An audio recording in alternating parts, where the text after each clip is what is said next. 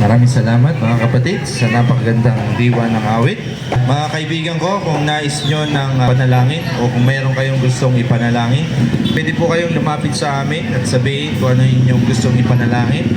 Sa kayo po ay wala kaming pinamimigay na mga babasahin. Kung nagnanais po kayo na kasama namin sa pagsamba, ay mayroon po kaming church dyan sa likod ng 7-Eleven sa may kasulinahan po na Southville Seventh-day Adventist Church.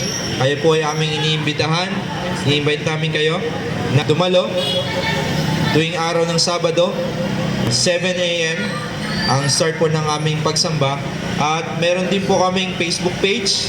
Nandun po naka-upload yung mga videos na pwede nyong mapanood na ginagawa namin sa lugar na ito at sa iba pang lugar ng aming paglilingkod, mga kaibigan ko. At aming paalala, mga kaibigan, ay kami ay umaawit at nagbabahagi ng salita ng ating Panginoon at hindi kami nanghingi ng anupaman, offering o anupaman para sa aming paglilingkod, mga kaibigan ko.